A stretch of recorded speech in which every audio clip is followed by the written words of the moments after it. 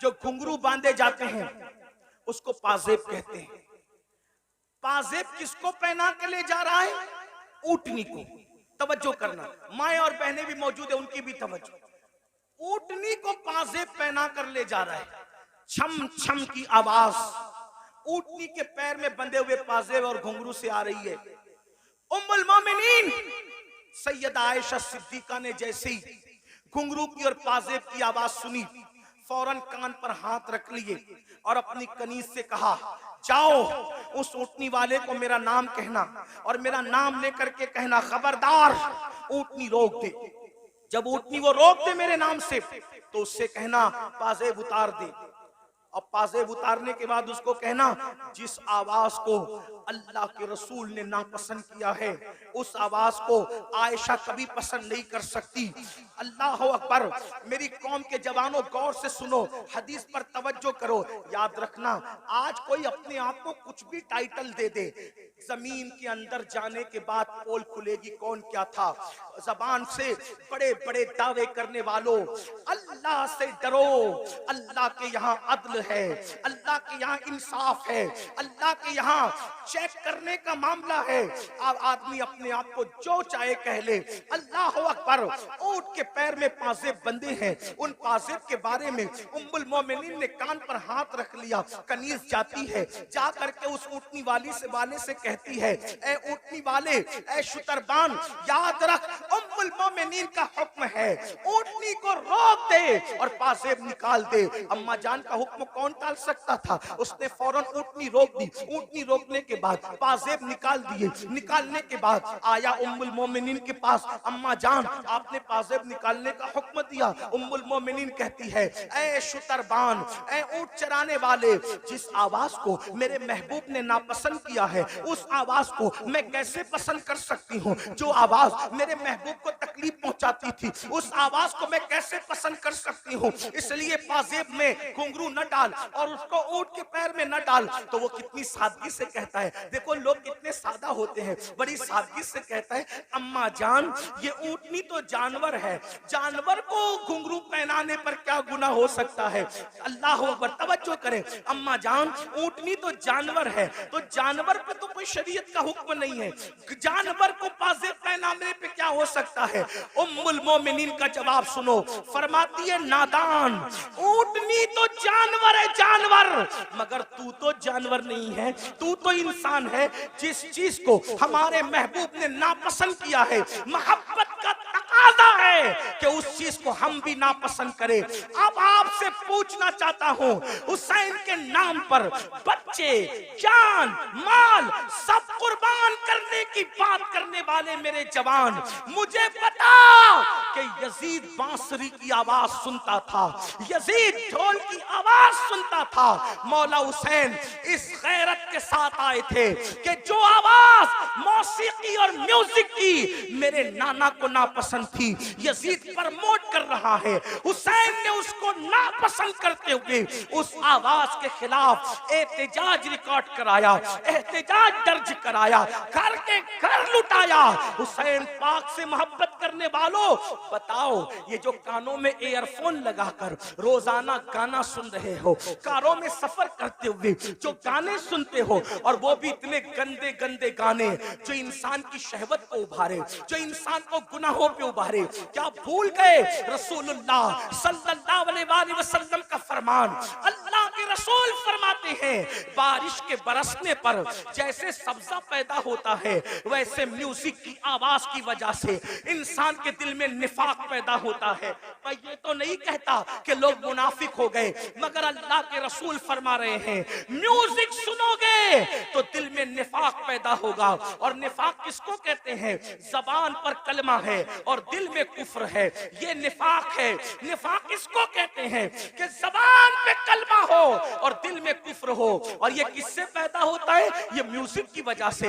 बताओ, शादियों में म्यूजिक बजाते हो, गाड़ियों में म्यूजिक बजाते हो, और अल्लाह अकबर रात के 2-2, 3-3 बजे तक म्यूजिक में डूबे रहते हो। जानते हैं म्यूजिक का अंजाम क्या है? अल्लाह खुदा के सच्चे रसूल, तुम्हारे और मेरे आका मुस्तफा जाने रहमत सल्लल्लाहु अलैहि वसल्लम फरमाते हैं, जिसने दुनिया में म्यूजिक की आवाज सुनी होगी, जिसने दुनिया में गानों की आवाज सुनी होगी, क़यामत के दिन उसके कान में शीशा पिघला करके डाला जाएगा। ऐ मेरी कौम के जवानों, अपने घर के गरम के हुए तेल को अगर कान में डालो और तेल ज्यादा गर्म हो जाए तो आदमी उसको बर्दाश्त नहीं कर पाता। अपने आप पे रहम करो, तुम मुसलमान हो मुसलमान। नबी ने जो कह दिया वो हक है, नबी ने जो कह दिया वो सच है। जहन्नम की आग से, जहन्नम की आग पर पिघलाया हुआ शीशा जब कानों में डाला जाएगा, उस वक्त क्या बनेगा? मुसलमान होना, कलमा पढ़ा हो, कलमा पढ़ा है ना, तो कलमे का तकाजा तो पूरा करो। यजीद और हुसैन में फर्क क्या है? यजीद कलमा पढ़ के कह रहा है सब चलता है, और हुसैन की फिक्र ये है सब नहीं चलेगा, सिर्फ मेरे नाना की शरीयत चलेगी। सुभान अल्लाह, सुभान अल्लाह। अब जाजपुर वालों मुझे बताओ, तुम कौन से मुसलमान बनना चाहते हो? यजीद की फिक्र वाले या इमाम हुसैन की फिक्र वाले? इमाम हुसैन की। यजीद कह रहे कलमा पढ़ो सब चलेगा, हुसैन पाक कहते सब नहीं चलेगा, सिर्फ मेरे नाना की शरीयत चलेगी। किसके साथ हो? आज कहते हो अरे सब चलता है, ये तो यजीद की बोली है। जिना करो सब चलता है, यजीद की बोली है। शराब पियो सब चलता है, यजीद की बोली है। मस्जिदें वीरान करो फिर भी जन्नत में जाएंगे, यजीद की बोली है। हुसैन पाक की ये बोली नहीं है। हुसैन पाक कह रहे सिर्फ एक चीज चलती है बस, वो मेरे नाना की शरीयत है, मोहम्मदुर रसूलुल्लाह की शरीयत है। आओ, बर्दाश्त नहीं कर सकता कोई भी अल्लाह के अज़ाब। आका फरमाते जहन्नम की आग का बना हुआ शीशा गाना सुनने वालों के कान में डाला जाएगा। और एक बात आपको कहूं, आज पूरी दुनिया में अगर तवज्जो है, आप शोर नहीं कर रहे तो मेरी बात पे तवज्जो, जो शोर कर रहे उन्हें करने दे। मैं तो इतना ही कहूंगा कि इमाम हुसैन की महफिल है, अल्लाह की अता से हुसैन देख रहे हैं, कौन चुप है, कौन सुन रहा है, कौन शोर कर रहा है, बात अपनी अपनी। और उनकी महफिल में आने वालों, नाम हुसैन का मामला ये है, हुसैन पाक का नाम लो तो तकदीरें बदल जाती है। हाँ, ये कोई मुशायरे की महफिल नहीं है मेरे भाई। हाँ, ये कोई ओट और नोट की तकसीम की महफिल नहीं है मेरे भाई। ये मौला हुसैन की महफिल है। जो बादशाह, दुनिया का बादशाह नहीं था, वो बादशाह गर, जिसको प्यार से देख लिया उसको बादशाह बना दिया, जिसको प्यार से देख लिया उसको ताज अता कर दिया। गौर से सुनो, करबला सुनने आए हो। आज पूरी दुनिया में मुसलमानों के घर खतरे में। दिन को घर अच्छा भला नजर आता है, शाम होते होते वही घर जमीन में धंस जाता है, जमीन बोस कर दिया जाता है। लोग कर रहे हैं, अमेरिका में कर रहे हो, कनाडा में कर रहे हो, बर्तानिया में कर रहे हो, हमारे मुल्क में कर रहे हो, जो कर रहे गलत कर रहे। मैं उनकी तायीद नहीं कर रहा क्योंकि वो मेरे सामने है नहीं, मैं उनसे कोई बात नहीं करूं। मैं बात तो आपसे करूंगा क्योंकि आप मेरे सामने बैठे।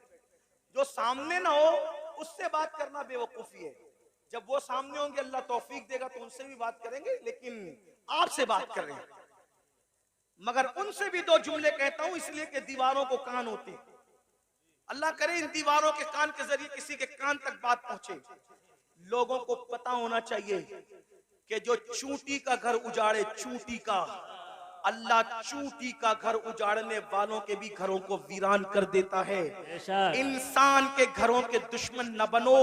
अगर तुम किसी के नशेमन पे बिजली गिराओगे तो अल्लाह तुम्हारे नशेमन को भी खाक में मिला देगा। ताकतवर तुम नहीं हो, ताकतवर सिर्फ अल्लाह है। जिस वक्त यजीद ने हुकूमत के नशे में हुसैन का घर उजाड़ा तो यजीद खुश था। अल्लाहुम्मा सल्ली अला सय्यिदिना, नाराए तकबीर, दुरूद शरीफ पढ़े। अल्लाहुम्मा सल्ली अला सय्यिदिना व मौलाना मुहम्मदिन मादिनिल जूदी वल करम व आलिहि व सहबिहि व बारिक व सल्लिम सलातन व सलामन अलैका या रसूल अल्लाह। तो यजीद खुश था, मैंने हुकूमत के नशे में हुसैन का घर उजाड़ दिया, पूरा घर काट दिया। अब हुसैन की नस्ल नहीं रहेगी। मेरे लिए रास्ता क्लियर हो गया। जो मेरी राह में रुकावट बन रहा था मैंने सबको काट दिया। लेकिन वो 8, 12 या 14 बेटों का बाप था। यजीद 8, 12, 3 रिवायतें या 14 बेटों का बाप था और हट्टे कट्टे बेटे रखता था। और हुसैन की नस्ल के बारे में उसको ये बुग़्ज़ था कि मेरी हुकूमत में जो चीज रुकावट है मैंने खत्म कर दिया। मगर कुदरत ने बताया यजीद तू ताकतवर नहीं है, ताकतवर अल्लाह है। 14 बेटे छोड़ के मरा था, आज नस्ल नजर नहीं आती। हुसैन एक बीमार छोड़ के गए, कोई मोहल्ला नजर नहीं आता जहां हुसैन की औलाद मौजूद न। सुभान अल्लाह, सुभान। नारे तकबीर, नारे रिसालत, शोहदाए करबला कॉन्फ्रेंस, सरजमीने जसपुर। जमीन के अंदर भी अच्छे अच्छे औलाद हुसैन सो रही है और जमीन के ऊपर भी अच्छे अच्छे औलाद हुसैन नजर आ रही है। तो अर्ज ये कर रहा था, लेकिन जो लोग करते हैं मैं उनकी तायद नहीं करता। आप मगर सुने, क्योंकि मेरे सामने आप हैं। आपके घर खतरे में, दिन में घर ऊंचा दिखता है, नीचे बाद में खत्म हो जाता है। वजह उसकी हदीस सुनो। आज से 1450 साल पहले घर उजड़ने, घर बिखरने, घर धंसने, जलजले आने या किसी का घर टूट जाने की वजह बयान फरमाई। अल्लाह के रसूल अलैहि सलाम फरमाते हैं, जब तुम गाने, म्यूजिक और शराब में डूब जाओगे, ये मैं नहीं कह रहा हूं, अल्लाह के रसूल फरमा रहे हैं, जिसको अल्लामा इब्नुल जौजी ने नकल किया है। तवज्जो करना, आका इरशाद फरमाते हैं कि जब तुम गाने और म्यूजिक के अंदर और शराब के अंदर डूब जाओगे तो अल्लाह रातों रात तुम्हारे घरों को जमीन में धंसा देगा। रातों रात तुम्हारे घर जमीन में धंस जाएंगे। आज 16, 17 साल की उम्र के मेरे नौजवान फिल्म देखकर, सीरियल देखकर नशे की तरफ जा रहे हैं, म्यूजिक की तरफ जा रहे हैं। जिना फैशन हो चुका है। इमाम हुसैन इसी के खिलाफ तो खड़े हुए थे।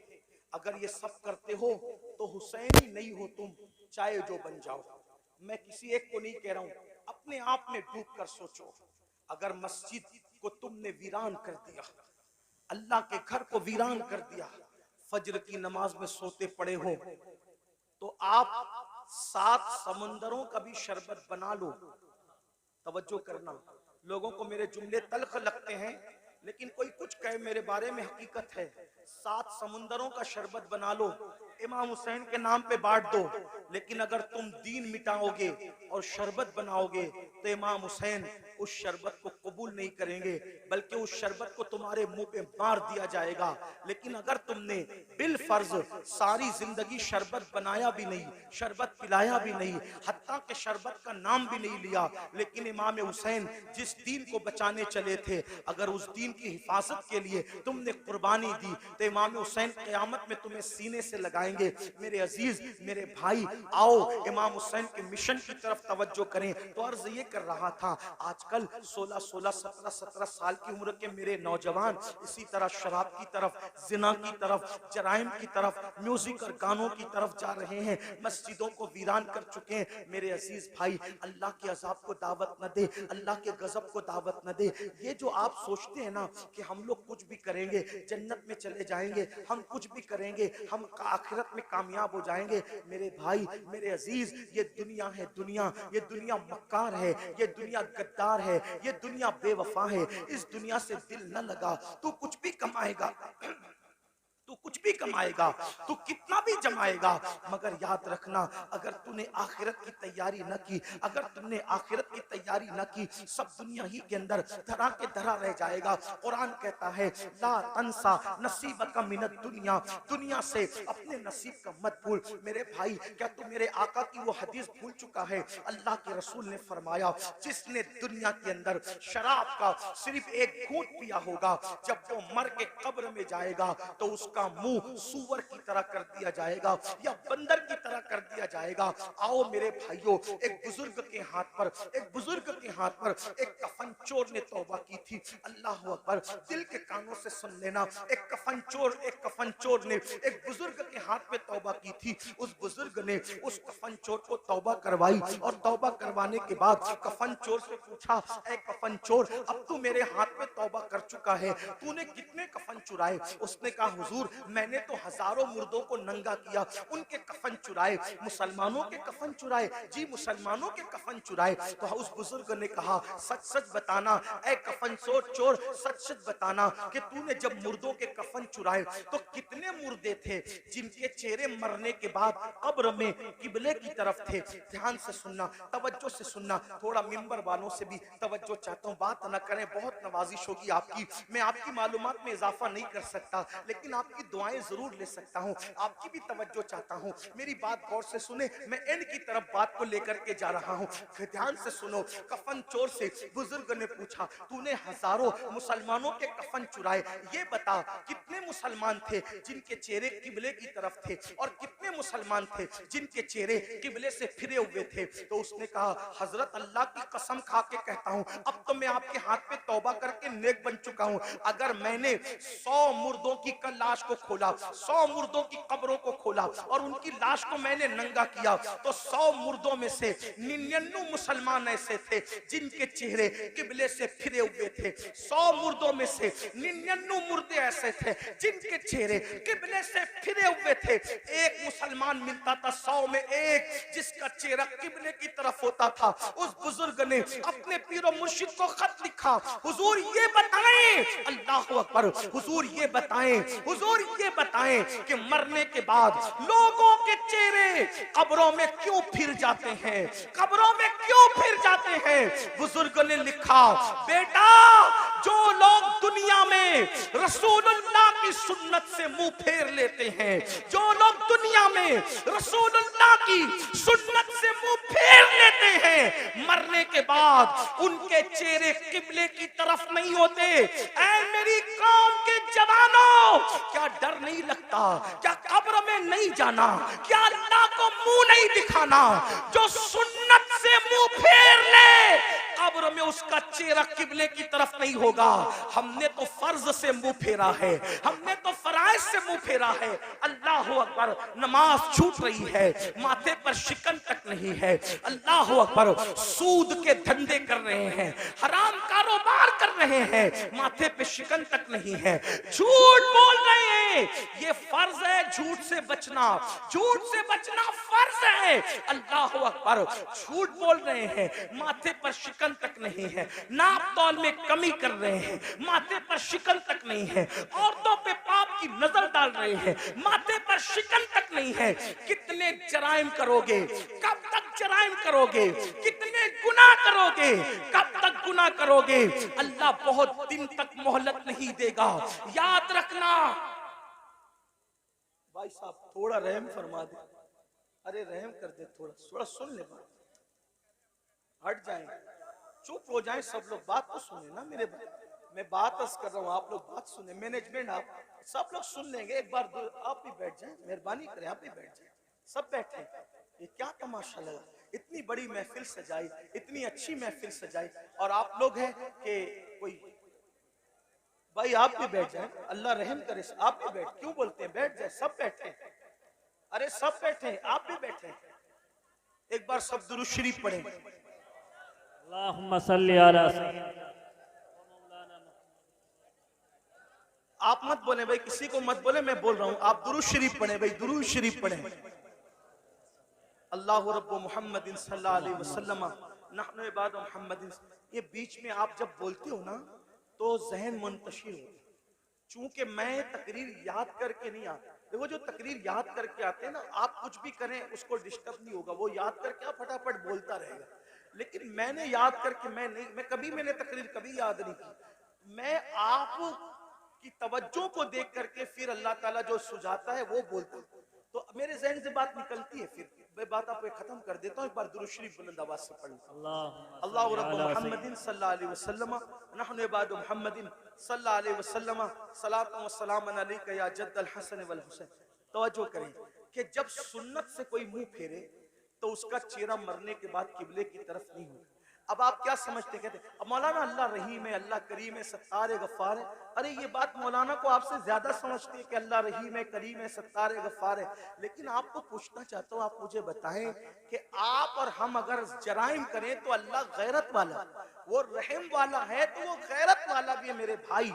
उसकी गैरत की तरफ तवज्जो क्यों नहीं करते? सिर्फ सुन्नत छोड़ने पर जब वो मुंह किबले की तरफ रखना गवारा न करे तो वो जन्नत के अंदर कैसे दाखिल करेगा? उसकी खुफिया तदबीर से डरो कि दुनिया में पहली और आखिरी बार आए हो। मुशरिकीन को देखकर, मुनकरीन इस्लाम को देखकर उनकी तरह नंगा नाच न करो, उनकी तरह जुल्म न करो, उनकी तरह न